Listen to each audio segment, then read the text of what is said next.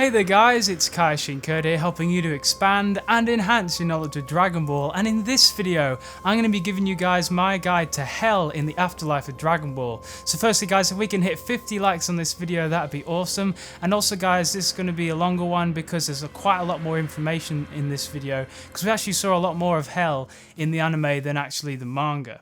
So you might have to watch this another time, maybe twice or 3 times to get all the information. But I'm essentially going to break this down into 5 or 6 parts. So first we're going to talk about the manga, then we're going to talk about the geography of Hell, then we're going to talk about what we actually saw in the anime, then we're going to go into the body situation, do you get to keep your body or not in Hell, and then we're going to finally just cover some additional points that I found throughout the manga and the anime. So firstly guys, let's talk about what we saw about Hell, or heard about actually, about Hell in the manga. So as I found, there's only about 2 references. Now there might be more than this, but I couldn't find them guys, so correct me if I'm wrong. But the first one was in chapter 205 of the Dragon Ball manga, which is where actually Goku is being escorted by one of Lord Enma's Oni to the entrance to Snake Way, and he says, "Be careful Goku, don't fall off Snake Way because you'll fall into Hell." And he warns him about this, and we also saw that in the anime. But then we also got to chapter 468, where Vegeta is actually about to sacrifice himself to try and blow up Majin Buu and destroy him forever, and he asks Piccolo, "What will become of me in the afterlife? Will I get to see Kakarot? Will I be where Kakarot is?" And Piccolo explains, "Well, you killed too many innocent people, so unfortunately you won't be able to do that. Your body will become nothing.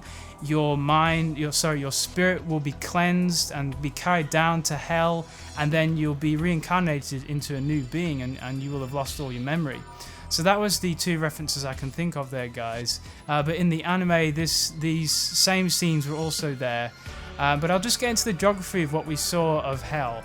Now, it's quite an interesting landscape, and Toriyama actually clearly took some inspiration from Buddhist belief here, and I'll get into that in a moment. But you essentially see that Toriyama took something that was quite horrible in the Buddhist belief and then made it into something really, really fun. So all these beings that have gone down into Hell, they're essentially having a fun time. They get to go on tourist trips, like monitored by the Oni, who just guide them and show them things like the mountains. It's quite a mountainous terrain, and they get to see all kinds of sightseeing spots. They also get to have a lot of fun in the amusement parks. There's rides, there's Ferris wheels, there's roller coasters, all kinds of fun stuff and fun fair stuff, and it's really quite interesting to see all this, that they get to have quite a lot of fun when they're supposed to be suffering.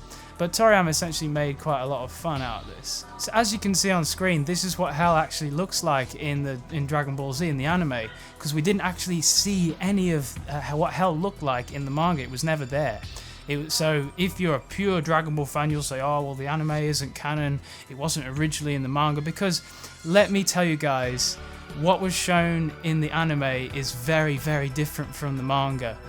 You can essentially say they built upon it, but it's very, very different, and I'll show you later on about the body situation that things are actually quite a bit different.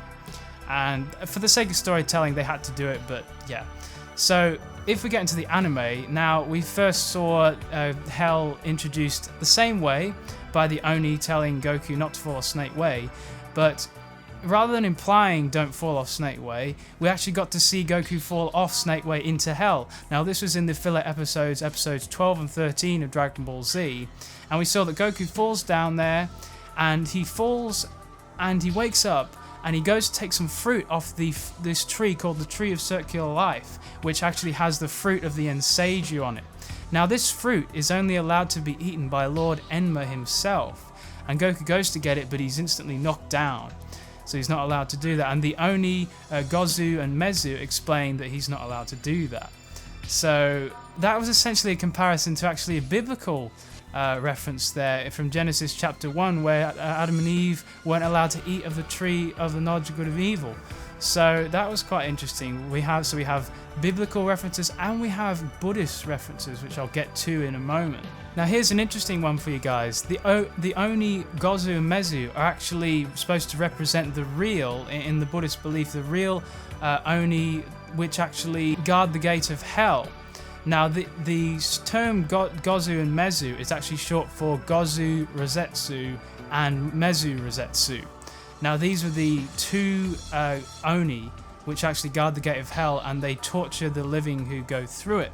So, and they're usually shown as a red and blue counterparts. So there was a link to the Buddhist belief there by Toriyama. But if we get back to the anime, so in episode 12 and 13, we see that Gozu and Mezu try to have a bit of fun with Goku whilst he's there. You know, he's actually trying to get Goku's actually trying to find a way back to Snake Way from hell. You know, he's thinking, how can I get back up on there? He tries to jump up, doesn't he, and all this kind of stuff, and they try to play games with him, because essentially they haven't had that much fun in ages. They actually said that the last time they saw somebody flesh and blood in hell was actually 1,500 years before that episode. So wasn't that incredible? So obviously they want to take some fun of the moment. But essentially, after doing all their tricks and their games, Goku won, and then found they revealed the way back to Snake Way, which was actually it was actually straight back to Lord Enma's check-in station, the Enma Kai, into one of his drawers in his desk. So Goku gets out of hell and then goes back to Snake Way. But then the next time we saw hell was actually in Dragon Ball Z episode 195 entitled Warriors the Dead. Now in this episode, obviously the Dai Kaio-sama was actually revealed and introduced, but then we also had Paikon introduced, or Paikuhan, or whatever you want to call him. And he essentially doesn't speak of hell. He uses the word Le, which is LLEH. They essentially they take it back. He always refers to hell in backwards form. And he says, Paikuhan, I need you to go to Le and deal with some trouble recently. Because essentially it's revealed later on that we see that Cell, Frieza, King Cold, the Ginyu Force, they're all causing trouble in hell. And actually they've been let loose somehow, and they're doing all this stuff and torturing the Oni, which is supposed to be guarding them. So they essentially go off to there and they deal with it. Goku goes along, and they deal with all that, and that's wonderful and that's great. But we saw hell once again there, and it was quite good to see that. But obviously this is non-canon, it's filler, and so some fans will say, no, that wasn't in the original canon. But I count it as something worth noting because it's in the anime. It wasn't in one of the movies. Because I won't speak about the movies much in this video, because although we did see in Fusion Reborn hell, it was quite a distorted hell because of what Janemba and his magic had done. Now the next mentions of hell in Dragon Ball Z were actually more trivial, so I'll get to them in the additional section of this video. But the final part I want to talk about hell in this video in the anime section is also in Dragon Ball Super, in fact. Now you will recall that in the Resurrection of F movie, or Fukatsu no F, you want to call it the Japanese, we also saw that Frieza was actually put into, he was already in hell, but he was almost transferred to another part of hell, which you could say is in the proper canon now because of Dragon Ball Super in the anime. So this was in episode 19 of Dragon Ball Super, and we saw that it was similar to the movie where you saw this lava area, then we went into this cold area, this blizzard landscape, then we saw it go into this ocean, and then we dived deep into the ocean, and then we saw Frieza in his secluded hell. Now some people have said this is Earth-specific hell, but I don't think there is such a mention as that here. But why are there not other spirits there if it's Earth's hell? It could be just we didn't see them. But anyways, when you look at this, you see that there's the different levels almost. You got the lava, the cold, then you got the ocean, then diving down beneath to where Frieza is. And this actually comes from the Buddhist belief that hell actually has multiple layers. So there's another part from Buddhist belief that Toriyama took his inspiration from. But obviously we see there that Frieza's being tortured almost individually there. By these toy animals which actually play music and create a lot of torture for him. All their nice singing and everything, and he hates it, doesn't he? But that was actually another canon reference to hell that we saw there. And it's interesting how he was actually transferred there from where he was locked up with all the others, King Cold, Cell, and the Ginyu Force. Maybe he started causing up some other trouble, and they're all split up into different secluded sectors of hell. Because I've just forgot to mention that also where Goku fell into, where Gozu and Mezu were, was actually in the 3rd sector of Hell. So Hell has many sectors. Now, one of the other most notable parts of Hell is actually the bloody pool, which you can see here. Now, Toriyama essentially took another bit of inspiration for Hell from the Buddhist belief here, and that is that they believe that these bloody pools are actually places where people are put into suffering. And you can see that in previous centuries, it was believed that these bloody pools were actually where Hell was erupting onto the surface of the earth. And so, you know, that was like in Hell, there would be people suffering in those pools. So essentially, Toriyama took the inspiration for this from the CHINOIKE JIGOKU, which is actually a hot spring located in Beppu City in Japan. And it actually dates back as early as 700 AD, would you believe? So it's a popular attraction in Japan, and he essentially took some inspiration for that scene. And he also took inspiration from the Buddhist Mountain of Knives, which is in the anime called Pin's Mountain. And this was essentially where sinners were thrown off cliffs and land on these mountainous terrains with sharp blades sticking out. So it's some form of suffering and of torture. And you see that actually in the anime, all the little spirits actually are taken by Oni to almost see them, to almost like they're a tourist attraction in themselves.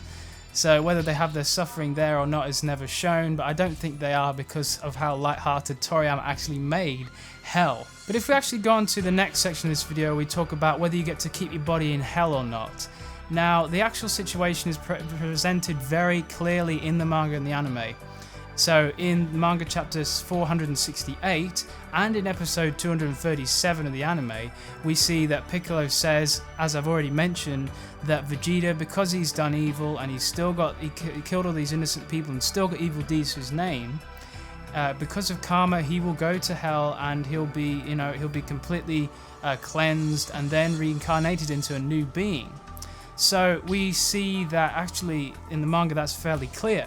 But for the sake of storytelling, because they wanted to in the filler arc, the Otherworld Tournament arc, they wanted to show the villains in Hell. They couldn't just give them as like a spirit and say, oh, I'm Cell and I'm able to do this and fight you and all this kind of stuff. So they had to give them their individual bodies, but actually that isn't necessarily correct.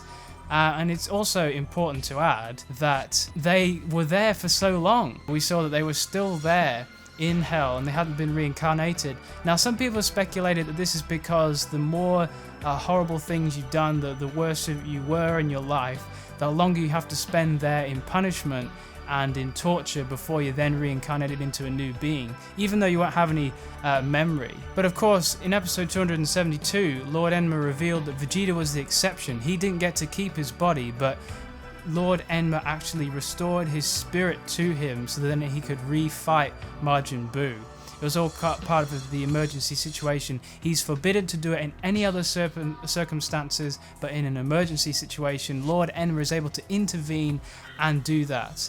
Restore the spirit to a body for the sake of the situation. Now we come to the additional part of this video, and I just want to talk about two other references we had to Hell in the anime, not in the manga. This was never in the manga, but actually back to episode 195 entitled Warriors of the Dead, where Dai Kaiosama tells Paikuhan and Goku to actually go to Hell and take care of Cell, Frieza and all that. They're told to go there and deal with Cell, but they immediately start flying to what seems to be Hell.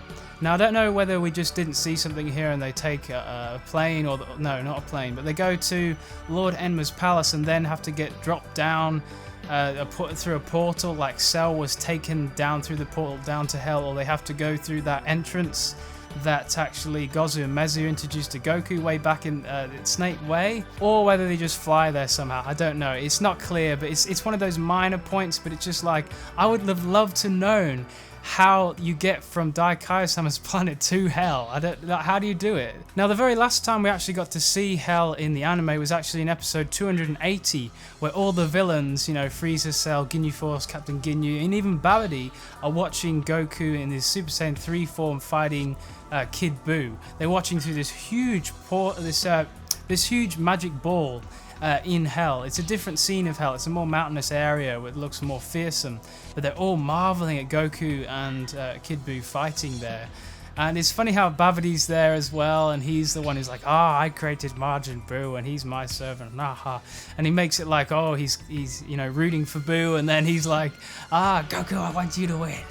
Teach that Kid Buu a lesson, you know, just that was really quite funny. But it's interesting once again how I said that they were still there, they still hadn't been reincarnated, they still hadn't been sorted, and it could be, yes, that they have to spend longer there. So that's like essentially the last reference we saw of all the villains there. I'm not going to cover GT because I don't consider GT. I'm not going to ever cover lore from GT, unfortunately, guys, unless you guys want me to. But that's it, you know, there was Hell and Heaven in GT, but I'm not going to cover them here. So anyways, guys, I hope you enjoyed this video. I hope you enjoyed learning about Hell. Sorry it was a bit longer than usual, but there's just so much to cover. And remember, guys, if you haven't already, leave a like if you enjoyed it, and subscribe to start expanding and enhancing your knowledge of Dragon Ball. And I'll see you in the next video.